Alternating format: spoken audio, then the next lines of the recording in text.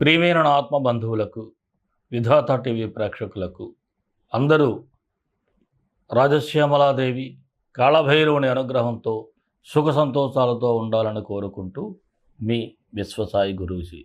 రాశి ఫలాల్లోకి వెళ్లే ముందు మనం ఈ నెల అంటే ఫిబ్రవరి నెల 23వ తేదీ ప్రదోష వేళలో మాఘ పౌర్ణమి నాడు రాజశ్యామల సహిత మహాకాళ భైరవ హోమం మన పీఠంలో ఎప్పట్లాగే జరుగుతుంది. చాలామంది భక్తులు మన పీఠంలో ఈ హోమంలో పరోక్షంగా పాల్గొని అనేకమైనటువంటి ఫలితాలు పొందటం జరిగింది. అలాగే అందరూ కూడా చాలా బాగున్నారు, అందరూ ఇంకా బాగుంటారు.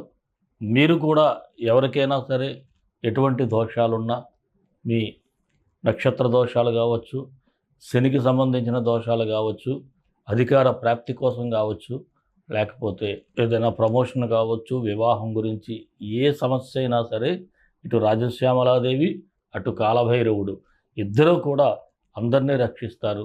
తప్పక అవకాశం ఉన్న వాళ్ళందరూ కూడా ఈ వీడియో కింద స్క్రోల్ అవుతున్నటువంటి వాట్సాప్ నంబర్కు వివరాల కోసం మీరు మెసేజ్ చేసినట్లయితే తప్పకుండా దీనికి సంబంధించినటువంటి వివరాలు తెలియజేయబడతాయి. అలాగే మన వాట్సాప్ ఛానల్ను కూడా ఫాలో కండి. అలాగే మనం హోమం అయిన తర్వాత ఎప్పట్లాగే ఈ హోమ ఫలితం కోసం మనం ఎవరికైతే ఆకలితో ఉంటారో వారందరికీ కూడా అన్న ప్రసాద సేవ కూడా చేయడం జరుగుతుంది. ఈ విషయాన్ని కూడా గమనించగలరు. ముఖ్యంగా ప్రతి ఒక్కరూ కూడా చాలా శ్రద్ధతో వినాలి. ఎప్పుడు మనకు అనేకమైనటువంటి బాధలు ఉండొచ్చు, లేకపోతే ఆనందం ఉండొచ్చు, కానీ మన కర్మను తొలగించేది మనం చేసే సేవే. అనుకుంటారు మనకెందుకులే ఈ సేవా కార్యక్రమం చేయాలి. మీ అందరికీ తెలిసిందే, మనం ఒక పిల్లల కోసం ఒక ఆశ్రమాన్ని ఆల్రెడీ నడుపుతున్నాం. అందులో 60 మంది పిల్లలు ఉన్నారు. మరలా ఇక్కడ కూడా ఈ పీఠంతో పాటు ఒక ఆశ్రమాన్ని కూడా ఏర్పాటు చేయడం జరుగుతుంది. ఇక్కడ కూడా కొంతమంది తల్లిదండ్రులు లేనటువంటి పిల్లలు, లేకపోతే సింగిల్ పేరెంట్ ఉన్నటువంటి బాగా పేద స్థితిలో ఉన్న పిల్లల్ని చేర్చుకోవాలనుకుంటున్నాం. మీకు తెలిసిన వాళ్ళు ఉంటే మన భక్తుల ద్వారా మీరు ఎవరైనా సరే మన భక్తులు రెఫర్ చేసినట్లయితే తప్పకుండా మన ఆశ్రమంలో చేర్చుకొని వారిని మంచి విద్యాబుద్ధులతో ఆల్రెడీ ఇప్పుడు ఉన్నటువంటి 60 మంది పిల్లలు కూడా అద్భుతంగా రాణిస్తున్నారు. అలాగే ఇక్కడ పిల్లల్ని కూడా చక్కగా విద్యాబుద్ధులు నేర్పించి వారందరినీ కూడా ప్రయోజకులను చేయాలి. అది మనందరి బాధ్యత. సామాజికంగా మనం ఒక బాధ్యతగా తీసుకుందాం. మీకు ఎవరైనా సరే అలాంటి పిల్లలు ఉన్నట్లయితే మీరు రిఫర్ చేయండి. ఈ నెంబర్కి మీరు వాట్సాప్ మెసేజ్ పెట్టినట్లయితే వెంటనే మీకు మా వాళ్ళు సంప్రదించడం కూడా జరుగుతుంది. మీ అందరూ కూడా ఇటువంటి మహత్తర కార్యక్రమంలో భాగస్వాములు అవుతారని మనస్ఫూర్తిగా కోరుకుంటున్నాను. ముఖ్యంగా మరొక విషయం ఏమిటంటే, ఇప్పుడు మీ అందరికీ కూడా నేను ఈ వీడియో పరిహారాల్లో అంటే చివరిలో శివతంత్ర గాయత్రి మంత్రాన్ని ప్రత్యేకించి ఇవ్వబోతున్నాను. తప్పక పఠించినట్లయితే మీ అందరికీ మంచి జరుగుతుంది. అలాగే మన ఛానల్ మీకు నచ్చుతుందనే భావిస్తాను. అందరూ కూడా మన ఛానల్ సబ్స్క్రైబ్ చేసుకోకపోతే సబ్స్క్రైబ్ చేయండి, వీడియోలన్నీ లైక్ చేయండి, షేర్ చేయండి. ఆ భైరవుని అనుగ్రహం ప్రతి ఒక్కరూ కూడా పొందండి. మరి రాశిఫలాల్లోకి వెళ్ళిపోదాం. మీనరాశి ఫిబ్రవరి 16 నుంచి 29 వరకు ఈ రాశి వారికి ఎలా ఉండబోతుందో ఒకసారి పరిశీలిద్దాం. కాస్త ఆనందపడే వార్త కూడా మీరు వినే అవకాశం అయితే ఉంది. అలాగే ముఖ్యమైన విషయాల్లో కాస్త తొందరపడి మాట ఇవ్వటం కూడా కాస్త ఇబ్బందికరంగా మారుతుంది. అలాగే కొన్ని విషయాల్లో నోరు జారటం కూడా కాస్త బాధగానే ఉంటుంది. అంటే ఇవన్నీ కూడా మీరు ఆలోచించి డెసిషన్స్ తీసుకోవాలి. నోరు జారకూడదు. అలాగే తొందరపడి ఎవరికి కూడా మాట ఇవ్వటం అంత మంచిదైతే కాదు. అలాగే ఏదో కారణాలు చూపించి మీ మనసును నొప్పించేవారు కూడా ఉంటారు. మిమ్మల్ని మాయ చేయడానికి ఒక మైండ్ గేమ్ కూడా ఆడుతూ ఉంటారు. ఇలాంటి పరిస్థితుల్లో కూడా కాస్త జాగ్రత్తగా వ్యవహరించాల్సినటువంటి అవసరం ఉంది. ఖర్చులు అధికంగా ఉంటాయి. కాకపోతే అవసరానికి ఏదో రకంగా సర్దుబాటు అవుతుంది. ఇంకా ప్రయాణాలు చేసే సమయంలో కొద్దిగా జాగ్రత్తగా ఉండాలి. మీతో పాటు వస్తువులు ఏవైనా తీసుకెళ్ళినట్లయితే వాటిని కూడా జాగ్రత్తగా భద్రపరుచుకోవాలి. ఈ కోపం, ఒత్తిడి కారణంగా కూడా కుటుంబ సభ్యులతో కూడా చిన్నపాటి డిస్కషన్స్ పెరగటం, అపార్థాలకు కూడా అవకాశాలున్నాయి. ఇక్కడ కూడా మీరు మరలా చెప్తున్నాను, జాగ్రత్తగా ఉండాలి. అలాగే గృహ నిర్మాణ ప్రయత్నాల్లో కాస్త జాప్యం అయితే ఉంటుంది. విదేశీ ప్రయత్నాలు చేసేవారికి కాస్త ఆశాజనకంగానే ఉంది. నిరుద్యోగులకు కూడా ఉద్యోగ అవకాశాలు కాస్త నెమ్మదిగా వచ్చే సూచన అయితే ఉంది. రాజకీయ నాయకులకైతే అన్ని విధాలుగా మీకు అప్పర్ హ్యాండ్గానే ఉంటుంది. ఉద్యోగస్తులకైతే పని వ్యక్తుడి ఎక్కువ ఉండటం వలన కోపం, అశాంతి, ఇరిటేషన్ అనేది మీలో ఎక్కువగా ఉంటుంది, కాస్త ప్రెజర్ ఉండటం వలన.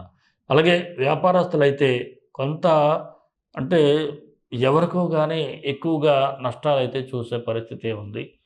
కొన్ని ఇతర సమస్యల కారణంగా కూడా వ్యాపారం మీద మీ ఫోకస్ తగ్గటం కూడా జరుగుతూ ఉంటుంది. అలాగే నూతన పెట్టుబడులకైతే ఇది అనుకూలమైనటువంటి సమయం అయితే కాదు. భాగస్వామ్య వ్యాపారస్తులకు కూడా యాజ్ యూజువల్గానే ఉంటుంది. ఇక రియల్ ఎస్టేట్ వ్యాపారస్తులకు కొంత ముందుకు వెళ్తారు. షేర్ మార్కెట్ కూడా స్వల్ప లాభాలు ఉంటాయి. చిరు వ్యాపారస్తులకైతే కాస్త శ్రమ ఎక్కువగా ఉంటుంది. పౌల్ట్రీ, ఆక్వా వ్యాపారస్తులకైతే చిన్నపాటి ఏదైనా లాభాలు తగ్గే పరిస్థితి ఉంది. అలాగే బిల్డర్స్కి అయితే మీరు ఏదో ఎక్స్పెక్ట్ చేసిన సేల్స్ అయితే కనిపించవు. కళారంగం వారికి ప్రయత్నాలు గట్టిగా చేసుకోవాలి. మరి ఈ రాశి మహిళలకు ఎలా ఉంటుందంటే కాస్త మొండిగా వ్యవహరించటం. ఈ మొండిగా వ్యవహరించడం వలన ఏమవుతుందంటే ఎదుటి వారిని అర్థం చేసుకోలేకపోవటం, వారు చెప్పిన మాటకి మనం కనీసం ఆలోచించే ఛాన్స్ కూడా ఇవ్వకపోవటం, వారికి మాట్లాడే అవకాశం ఇవ్వకపోవటం, మనం ఆలోచించడానికి ఛాన్స్ ఇవ్వకపోవటం, అలాంటి పరిస్థితుల్లో కొద్దిగా ఇబ్బందులు అయితే ఉంటాయి. కొద్దిగా ఆలోచించి నిదానంగా వ్యవహరించండి. అలాగే శుభకార్యాల్లో మాత్రం పాల్గొంటారు. ఖర్చుల విషయంలో కూడా కాస్త శ్రద్ధ తీసుకోవాలి, జాగ్రత్తగా ఉండాలి. అలాగే ఎవరితో కూడా అనవసరంగా వివాదాలు వద్దు. విలువైన వస్తువులు మాత్రం చాలా జాగ్రత్త పెట్టుకోండి. ఎక్కడో వస్తువు తీసి మర్చిపోవద్దు.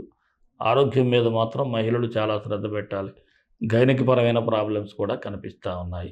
మరి విద్యార్థులకు చూసినట్లయితే కోపం, చికాకు పెరగటం, ఇరిటేట్ అవ్వటం, దీనివలన చదువుపై ఫోకస్ తగ్గే ఛాన్స్ ఉంది. కాబట్టి కాస్త మెడిటేషన్ అలవాటు చేసుకోండి. ఆరోగ్యపరంగా కాస్త కాళ్ళనొప్పులు, తలనొప్పి వంటి సమస్యలు అయితే కనిపిస్తూ ఉన్నాయి. పెద్దగా భయపడాల్సిన అవసరం లేదు. చిన్నపాటి సమస్య ఉన్నా డాక్టర్లను సంప్రదించండి. అలాగే ప్రేమికులకైతే యాజ్ యూజువల్గానే ఉంటుంది.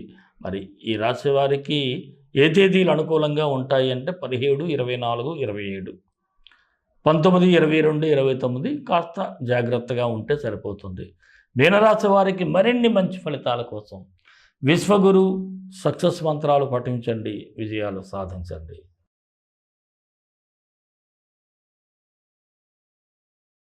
ఈ రాశివారు నవగ్రహ స్తోత్రం చదువుకుంటే మంచి ఫలితాలు వస్తాయి. ఆదిత్యాయ చ సోమాయ మంగళాయ బుధాయ చ గురుశుక్ర శనిభ్యచ్చే రాహవే కేతవే నమః. ఆదిత్యాయ చ సోమాయ మంగళాయ బుధాయ చ గురుశుక్ర శనిభ్యచ్చ రాహవే కేతవే నమః. ఈ మంత్రాన్ని డిస్క్రిప్షన్లో ఇవ్వటం జరుగుతుంది. 19 సార్లు పఠించండి. అలాగే ఇందాక నేను మీకు చెప్పాను కదా, శివతంత్ర గాయత్రి మంత్రం. ఈ మంత్రాన్ని మీ అందరికీ ఇస్తున్నాను, జాగ్రత్తగా వినండి. ఇది నిరంతరం పఠించండి, అద్భుతమైనటువంటి ఫలితాలు వస్తాయి. మహేశాయ విద్మహే వాగ్విశుద్ధాయ ధీమహి తన్నో శివ ప్రచోదయాత్. మహేశాయ విద్మహే వాగ్విశుద్ధాయ ధీమహి తన్నో శివ ప్రచోదయాత్. ఈ మంత్రాన్ని ప్రతి నిత్యం కూడా 18 సార్లు ఉదయం, సాయంత్రం పఠించాలి. అలాగే ఈ మంత్రాలన్నీ కూడా డిస్క్రిప్షన్లో మీకు ఇవ్వటం జరుగుతుంది. చాలా జాగ్రత్తగా పఠించినట్లయితే. అలాగే మన ఇష్టదైవం కాళభైరవుడు, కాళభైరవ గాయత్రి. కాళాయ విద్మహే కాళాతీతాయ ధీమహి తన్నో కాళభైరవ ప్రచోదయాత్. ఈ మంత్రాన్ని కూడా అందరూ ప్రతినిత్యం పఠించండి. ఆ భైరవుని ఆశీస్సులు పొందండి. సర్వే జనా సుఖినో భవంతు, లోకా సమస్తా సుఖినో భవంతు. దేశం కోసం, ధర్మం కోసం, భారతీయ సంస్కృతి విలువల కోసం పాటుపడదాం. స్వస్తి.